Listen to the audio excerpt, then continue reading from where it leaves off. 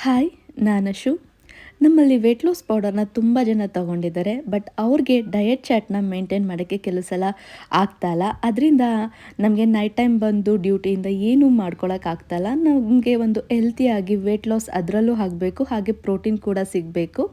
ಆ ಥರದೊಂದು ಪೌಡರ್ನ ಮಾಡಿಕೊಡಿ. ಅಂದರೆ ಮೆಂತ್ಯದ ಮುದ್ದೆ ನೀವು ಸಜೆಸ್ಟ್ ಮಾಡಿದ್ರಲ್ಲ, ಆ ಒಂದು ಪೌಡರ್ನ ಮಾಡಿಕೊಡಿ ಅಂತ ನಮ್ಮಲ್ಲಿ ಕೇಳಿದ್ರು. ಸೊ ಅದಕ್ಕೆ ಅವ್ರಿಗೋಸ್ಕರ ಮಾಡ್ತಾಯಿದ್ದೀನಿ. ನೀವು ಬೇಕು ಅಂತಂದರೆ ಅಕ್ಕಿ ಕೂಡ ಸ್ಕಿಪ್ ಮಾಡ್ಕೋಬೋದು. ನಾನು ಇಲ್ಲಿ ಅಕ್ಕಿ ಕೂಡ ಹಾಕ್ಕೊತಾ ಇದ್ದೀನಿ. ಅಕ್ಕಿನೂ ಕೂಡ ನೀಟಾಗಿ ಫ್ರೈ ಮಾಡ್ಕೊಬೇಕು. ನಾನಿಲ್ಲಿ 10 kg ಅಕ್ಕಿ ತೊಗೊಂಡಿದ್ದೀನಿ. 10 kg ಅಕ್ಕಿನೂ ನೀಟಾಗಿ ತೊಳೆದು ಒಣಗಿಸಿ ಆ ನಂತರ ಫ್ರೈ ಮಾಡ್ಕೊಬೇಕು. ಇನ್ನು ಇಲ್ಲಿ ಮೆಂತ್ಯನೂ ತೊಗೊಂಡಿದ್ದೀನಿ. ಮೆಂತ್ಯ ಸ್ವಲ್ಪ ಕಹಿ ಇರುತ್ತೆ ಅಂತ ನಾನು ಕ್ವಾಂಟಿಟಿನ ಕಮ್ಮಿ ಮಾಡ್ಕೊತಾ ಇದ್ದೀನಿ. ಮೆಂತ್ಯ ಬಂದು ನಾನು 3 kg ತೊಗೊತಾ ಇದ್ದೀನಿ.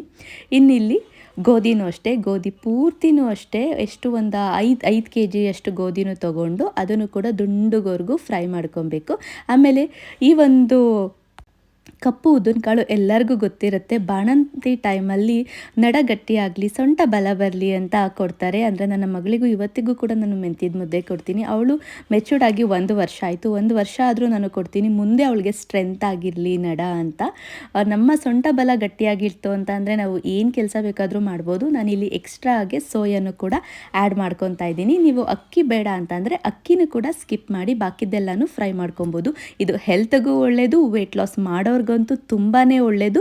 ಇದರಿಂದ ನಾವು ಡ್ಯೂಟಿಯಿಂದ ಬಂದಿದ್ದ ಕೂಡಲೇ ಒಂದು ಸ್ವಲ್ಪ ಬೆಲ್ಲ ಇಟ್ಟು, ಅಥವಾ ಬೇಡ ನಾವು ಹಾಗೆ ತಿಂತೀವಿ ಅಂತ ಅಂದರೆ ನೀವು ಸ್ವಲ್ಪ ರುಚಿನೂ ಕೂಡ ಹಾಕ್ಕೊಂಡು ಮಾಡ್ಕೋಬೋದು. ಬೆಸ್ಟ್ ರೆಸಿಪಿ ಅಂತಲೇ ಹೇಳ್ಬೋದು. ನಾನಿಲ್ಲಿ ಎಷ್ಟು ಕ್ವಾಂಟಿಟಿ ತೊಗೊಂಡಿದ್ದೆ ಅಷ್ಟೇ ರಾಗಿನೂ ಕೂಡ ತೊಗೊಂಡು ಅದನ್ನು ಕೂಡ ಫ್ರೈ ಮಾಡಿಕೊಂಡು ಮಿಕ್ಸ್ ಮಾಡಿ ಮಿಲ್ ಮಾಡ್ಕೊಬಂದರು.